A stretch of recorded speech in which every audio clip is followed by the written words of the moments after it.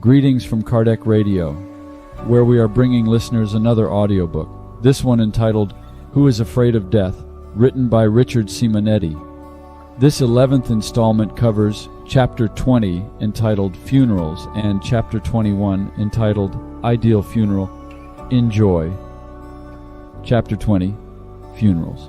When we attend a funeral, we fulfill a sacred obligation of sympathy in an attempt to comfort the family. Unfortunately, we tend to do it halfway, only with our physical presence, ignoring what is defined as spiritual behavior, which is expressed through respect for the place and our efforts to help the dead person. After a long period of professional mourners, when death was faced as something terrible, implying an obligation to suffer, shown through abundant tears, we have ended up at the opposite side, because except for family members, the bystanders seem to be in a social gathering, where old friends get together to catch up on the latest happenings.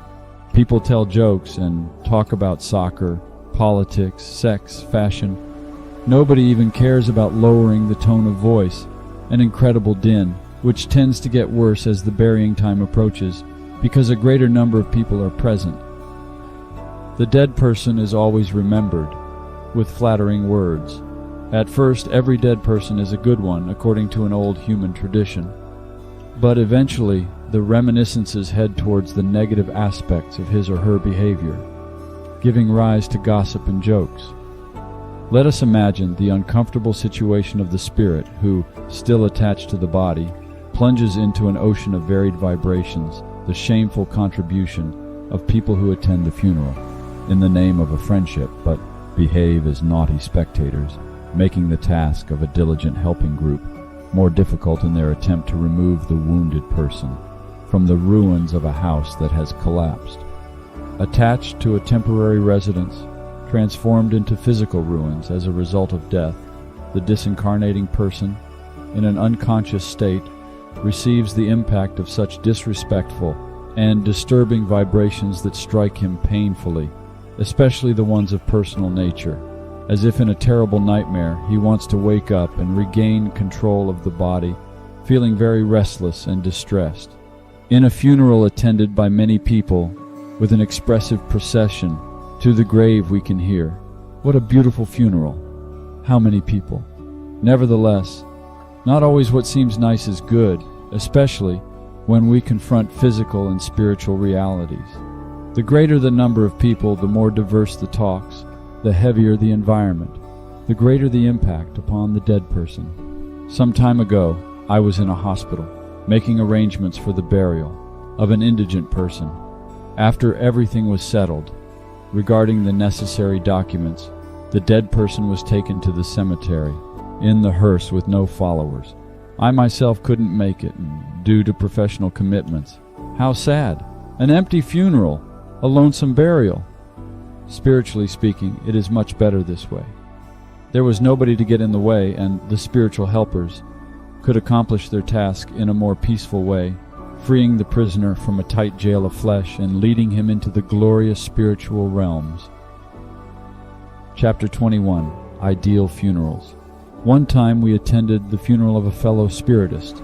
The family, which was also Spiritist, was well aware of the difficulties related to the disconnection and offered him invaluable support and an enlightening example of balance and good behavior that touched many people. There was no signs of ostentation, only flowers and soothing music, which invited one to meditate.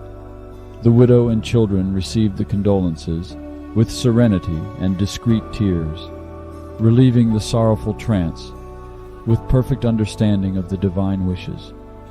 Silence and prayers were requested.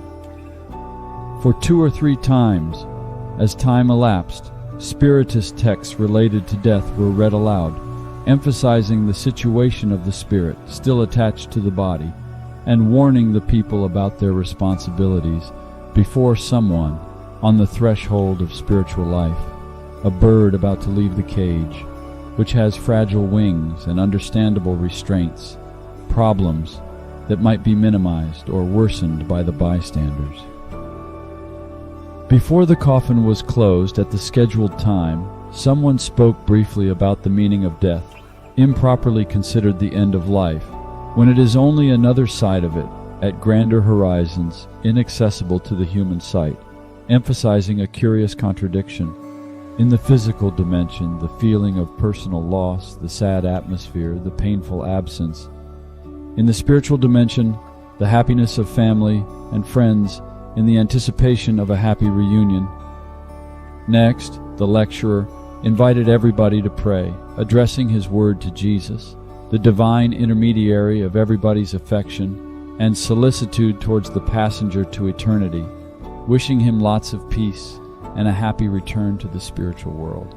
Those who know the problems related to disincarnation have the obligation to contribute so that funerals become a place of a great deal of respect and good behavior. We can start with our own behavior. Let us be respectful. Let us cultivate silence, speaking, if necessary, in a low tone of voice and in an uplifting way. Let us talk about the dead person with discretion, avoiding overloading him with recollections and feelings capable of disturbing him, mainly if death took place under tragic circumstances. And let us pray a lot for his benefit. If we are not able to behave in such a way, it is better to go away, avoiding an increase in the disrespectful choir of voices and vibrations that disturb the dead person so acutely.